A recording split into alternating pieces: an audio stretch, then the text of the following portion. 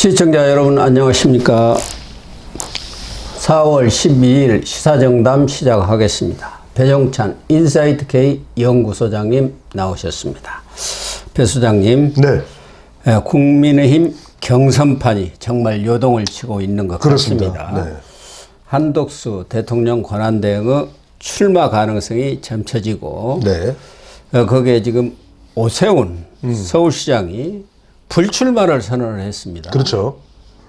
왜 이렇게 갑자기 오 시장이 불출마를 선언하게 됐을까요? 뭐 불출마 변은 있는 것 같은데요. 한번. 그렇죠. 예. 이게 가장 큰 이유는 뭐냐면은 이재명을 이기자죠. 예. 다른 거 없어요. 그러니까 먼저 이제 오세훈 시장과 관련된 부분을 보면은 첫 번째로는 큰 대승적 사유를 봐야 될 것 같아요. 그러니까 예. 지금 대통령이 탄핵되고 파면되고 절체절명의 위기 아니겠습니까? 예. 그렇다면 이럴 때 힘을 모아야 되지 후보자들이 난립돼서 힘이 분산되면 안 된다 이거 아니겠습니까? 예. 그리고 그것을 이재명 민주당 정권으로 넘어가게 되면 안 된다라는 위기감이 강한 것이고 바로 그것이 이 오세훈 시장으로서는 수도 서울이 더 중요하지 않습니까? 예, 그렇죠. 여기를 정말 무주공산으로 비워둘 수 없어요. 그래서 이제 그런 대성적 이유로 판단한 것도 있고 두 번째는 이제 신상적 이유겠죠. 개인적 이유겠죠. 지금 오 시장은 판단을 한 겁니다. 이번 판은 좀 아니다.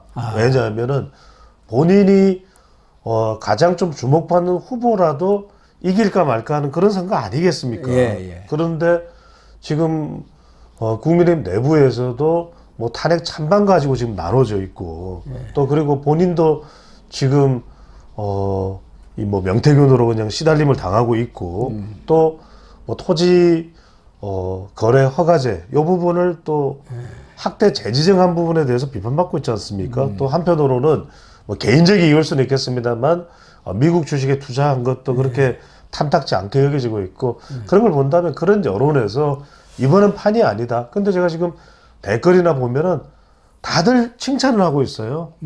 오 시장이 판단 잘했다. 그래요? 이런 사람 나와야 된다. 이거예요. 네. 그래서 저는 오세훈 시장이 잘 판단했다고 봅니다. 그리고 지금 뭐 우후죽순처럼 많이 나올 이유가 없어요. 그럼요. 그런 판에서 오 시장의 이런 결단이 어떻게 보면 마중물이 되는 거 아니겠습니까? 본인이 그 이야기 합니다. 내 희생 하나로 지금 다른 모든 사람들이 국민의힘 보수층에서는 오세훈 대통령 깝니다 이야기해요. 그럼에도 불구하고 자신을 내려놓음으로써 정권을 유지할 수 있는 이재명 민주당 정권으로 넘어가지 않는 것에 대해서 자기가 정말 내려놓고 역할을 하겠다 그거 아니겠습니까? 그렇죠. 그걸 보여주는 것이라고 볼 수 있는 것이고요. 또 하나는 이제 약간 저는 한덕수도 영향을 미쳤을 것 같아요. 한덕수. 그러니까 예.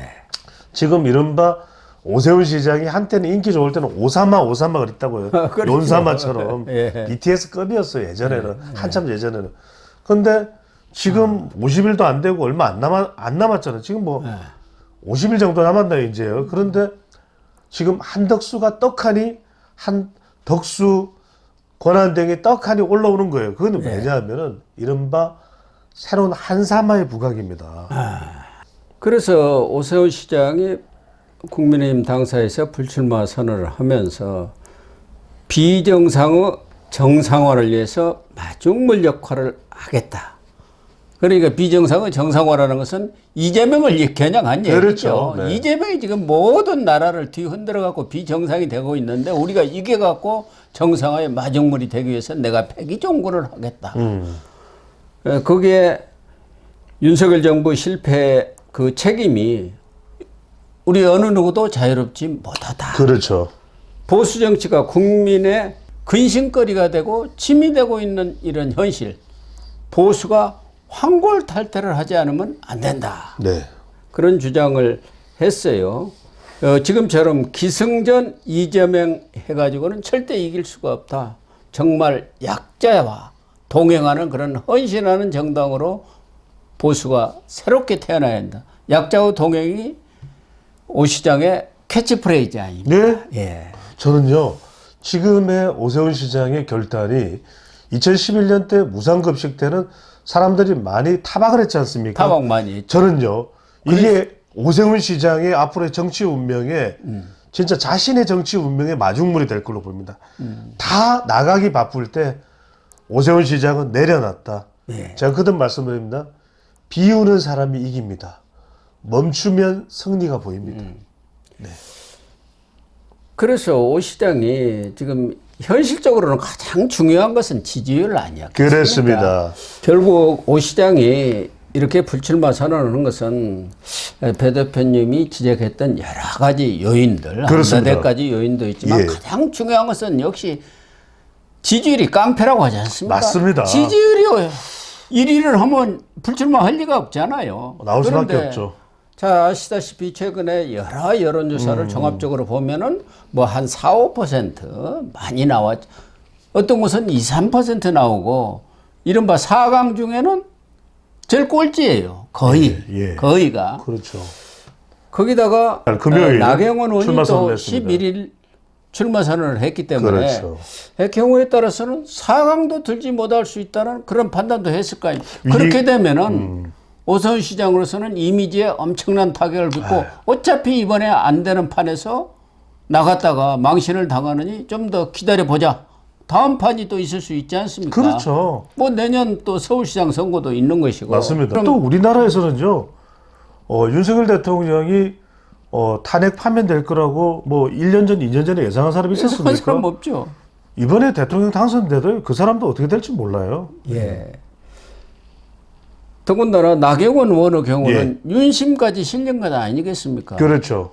지난번 5일 날 윤 대통령하고 관저로 방문을 했죠. 한남동 네. 관저에 있을 때 1시간 동안 차담을 했는데 그때 나온 얘기는 뭐 그저 덕담 정도였는데 이 나 의원이 출마 선언을 하면서 윤석열 대통령이 국가를 위해서 역할을 좀 해달라. 그렇죠. 이런 특별한 당부를 했다. 이렇게 공개를 했어요. 그러면 윤심이 실렸다고 봐야 할까요? 그렇죠. 그런 윤심도 있고, 이번에 또 1차 컷오프가 4명이 선정되는 데는 국민의힘 지지층과 무당층만으로 구성되는 그러니까요. 역선택 방지가 들어가는 100%거든요. 또 하나, 고 박사님 기억나실 텐데 2023년이었나요? 제 기억에 지금 2023년에 그때 이 김기현 대표가 당대표가 될 때 기억나시죠? 그죠? 예. 그때 사실 김기현 대표가 떠기 전에 떴던 사람 누굽니까? 나경원이에요. 그렇죠. 그러니까 그때도 여론조사에서 거의 1위를 나경원이 차지했을 거예요. 그때 윤 당시 대통령이 눌러버렸잖아요. 그러니까요. 나오지 마라. 그러니까요. 근데 제가 분석 차원에서 드리는 말씀은 뭐냐면 그만큼 나경원의 인지도가 높아서 사람들이 조금 힘만 모아지면은 지지율이 빵하고 나와요. 그렇죠. 그럼 기억나실 텐데 2021년에 이준석이 당대표가 되긴 했지만 그때도 제일 당원들로부터 지지를 많이 받았고 한 사람은 나경원이에요. 나경원이었죠. 그러니까 나경원의 이 경쟁력을 무시를 못 한다니까요. 네. 네. 그러니까 나경원 의원도 다음 주부터는 지지율에 포함이 돼갖고 나올 거란 말이에요. 그렇죠. 거기서 나경원은 쭉 올라갔는데 오세훈은 이제 5등, 6등 이렇게 떨어지게 될 경우는 사실은 타이밍이 그렇죠. 그런 망신을 당하기 전에 물러나는 게 타이밍으로서는 아주 적절한 것 아닌가. 그렇습니다. 그래서 뭐 댓글을 분석해봐도 그렇고 오 시장의 결단에 대해서는 다들 지지층에서는 박수를 보내는 상황인 거고요. 더 큰 승리를 위해서 고 박사님이 항상 말씀하셨잖아요. 한 걸음 더 급하게 내디뛰기보다는 한 걸음 빼는 것이 오히려 더 큰 승리를 만드는 디딤돌이 될 수도 있을 것으로 보입니다. 사실 지금 아직은 뭐 10여 명까지는 출마 선언을 안 했습니다만은 지금 출마를 하겠다는 사람들 전부 합하면 뭐 15명 정도까지 그렇습니다. 됐지 않습니까? 네.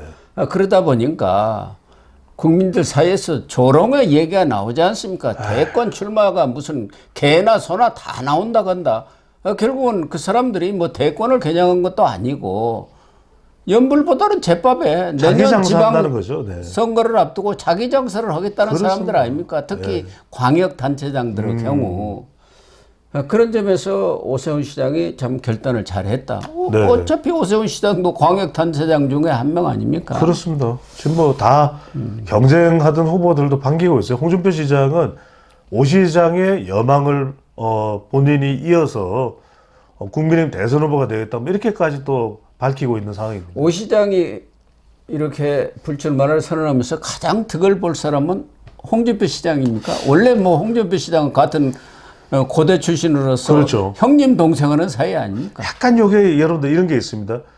홍 시장이 일종의 코드로 보면은 약간 잘 맞아요. 제일 잘 맞아요. 그리고 이제 서로 간에 쿵짝쿵짝 맞고 심지어는 홍 시장은 뭐라고 했냐면 오 시장을 향해서 잘생겼다. 오 시장은 홍 시장을 향해서 귀여우십니다. 이렇게 이야기를 하고 있는데 그래서 지지율상으로는 이게 홍으로 갈지 아니면 조금 이게 중도라든지 외연 확장성 면에서는 한동훈하고 조금 비슷한 게 갈 가능성이 있는데 있죠. 그래서 근데 이제 뭐 지금이 워낙 민감한 시기이기 때문에 네. 또 윤석열 대통령의 또 윤심이라는 게 있기 때문에 이 부분은 지금 지켜봐야 될 텐데 일단 표면적으로 가장 크게 오 시장의 불출마에 환영하는 사람은 홍준표 시장입니다. 아무래도 홍준표 시장은 오 시장 지지 세력이 자기한테로 네. 이렇게 넘어올 걸로 예상을 하고 있는 것이고 오 시장과 홍 시장 사이에서는 서로 밀어주는 사이 아닙니까? 꿀캠이죠, 꿀캠이. 네, 꿀캠이죠. 꿀캠입니다. 참 고대 출신들 세요. 이런 거 보면은 세기는 세는데요. 예. 그렇다고 해서 그 지지층 자체가 오 시장을 지지하는 분들은 좀 중도적이고 뭐랄까 약간 이성적이랄까 합리적인 그런 생각들을 가지고 그렇죠. 계신 분들이 많고 홍 시장 지지층은 적극적인 좀 지지층들 아니겠습니까? 또 보수가 좀 그렇죠. 강한 편이죠. 예. 예. 근데 이건 있습니다. 홍 시장도 청년 세대를 강조하거든요. 예. 근데 오 시장도 청년 세대를 강조하는데 홍 시장도 청년의 공을 많이 들여요. 뭐 홍카콜라 그래서 또 청년들의 외침 그러면서 그러면 오 시장을 지지하던 이 2030 세대들은 좀 젊은 유권자들이나 젊은 당직 또 당원들이나 이쪽은 홍 시장으로 갈 수가 있거든요. 그러니까 이건 이제 시너지 효과가 있을 수도 있다고 봐야 되겠죠. 20대, 30대 여기를 보면 갤럽이 8일에서 10일 조사해 갖고 11일 날 나온 여론조사를 보면은 20대의 경우 김문수는 2%인데 홍준표는 11%. 그러니까요. 한덕수는 1%입니다. 예.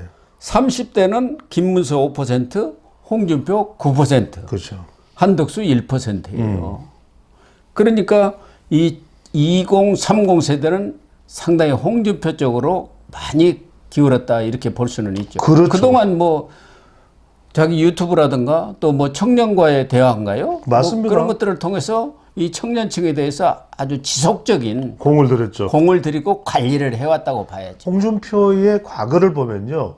실제로 젊은 세대들이 열광할 만한 게 일반 첫 번째로는 드라마적 요소가 있습니다. 그러니까 네. 모래시계 때 모래시계 검사해가지고 그것도 있고 그리고 또 하나가 홍준표가 거의 처음일 거예요. 반값 아파트 이야기한 사람이 홍준표입니다. 그러니까 조금 젊은 사람들의 마음에 정책으로 좀 불을 지른 그런 게 있어요. 그게 영향을 지금도 좀 이어오고 있다. 이렇게 분석을 할 수 있겠습니다. 사실은 오세훈 시장 전에 김태흠 충남지사도 불출마죠. 불출마 선언을 예. 했어요. 그러나 이제 이 김태흠 충남지사 같은 경우는 대선 주자로서의 그런 반열에 일반 국민들이 모르니까. 넣어주지를 않았어요. 그거는 여론조사 기관이 안 넣어버릴 정도예요. 그렇죠. 모르죠. 예. 그러니까 큰 반향이 없습니다만은 오세훈 시장 같은 거는 누가 보더라도 크죠.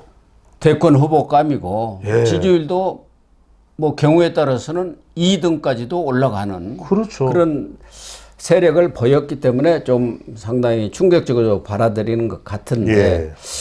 또 한 번 경우에 따라서는 유승민 전 의원은 어떨까요? 지금 유승민 전 의원은 룰에 대해서 이거 국민 사기치는 것이다 이렇게 하면서 강한 불만을 표시를 하는데 예. 지금처럼 이 당심 50%, 민심 50%라고 하더라도 민심 50%라고 하더라도 전체 국민이 아니고 이 역선택 네. 방지 조항을 탁 쳐놨지 않습니까? 그렇죠. 그래가지고 무당층이란 말이에요. 그럴 경우 유승민 전 의원은 조사를 해보면은 거의 안 나옵니다. 안 나와요. 당심에서. 그러니까 유승민 전 의원은 뭐냐면 유승민 전 의원은 항상 따라다니는 게 이것이 사설이 끊어지지 않는 게 배신자 프레임이잖아요. 예. 그래서 유승민 전 의원은 민주당 지지층들이 오히려 국민의힘 후보자들만 놓고 물어보면 많이 지지를 해요. 이른바 예. 역선택의 대표 주자예요. 그렇죠. 그러니까 그걸 방지한다 해버리면은 안 되는 거예요. 유승민 전 의원은 아예 씨알도 안 먹혀. 그러니까 본인으로서는 경선 룰이 이렇게 정해지니까 아! 하고 비명을 지를 수밖에 없는 겁니다. 그래서 지금 유승민 전 의원은 출마 불출마가 의미가 없어요. 이 룰에서는 나가봐야 정말 바보 됩니다. 바보. 그래서 주말에 숙고를 해갖고 뭐 내주 초겠죠. 숙고는 14, 뭐- 15일이니까 예. 곧 발표를 하지 않겠습니까? 축구가 먹을 필요가 없어요. 만약에 유승민 전 의원이 출마한다 그러면 그냥 비명을 한번 지르고, 왜냐하면 유승민 전 의원으로서 이게 너무 못마땅할 거예요. 근데 참 이게 안 바뀝니다. 사람들의 이 정서라는 게 한번 2016년 때 꽂혔던 게 해소가 안 되거든요. 저는 유승민 전 의원이 정말 새로운 보수의 본인의 세력을 따로 만들어야지 이 바구니 안에서는 거의 저는 힘들다라는 생각이 듭니다. 그래서 전체적으로 보면은 한 8, 9명 정도가 많아야 그렇습니다. 실제적으로 출사표를 던지지 않겠는가. 처음에는 던지지 마음을 많이 먹었거든요. 네. 그래 나도 돼. 내 장사도 좀 하고 이재명을 쓰러뜨리자 하면서 내가 나가면서 명분 걸고 내 장사도 좀 해야지 했는데 경선룰이 발표된 거예요. 예. 국민 여론조사 역선택 방지로 100% 하고 비명을 지르는 거예요. 그러니까 그것 때문에 그것도 기간이 다 좀 일정이 앞당겨졌잖아요. 그러면 본인이 마케팅만 생각하더라도 시간이 너무 없어요. 그렇죠. 그래서 에이 그냥 안 되겠다. 마음을 접자. 그래서 이 원래대로라면은 한 20여 명이 됐을 텐데 방금 전에 말씀하셨던 대로 한 10여 명 정도로 줄어들 것 같아요. 예. 그렇게 되지 않겠나 이렇게 보여집니다. 불출마 선언에 큰 물꼬를 터가지고 그렇습니다. 정말 국민의힘 경선이 어느 정도 가닥이 좀 잡혀가는 것 아닌가 이렇게 결론을 내리겠습니다. 네.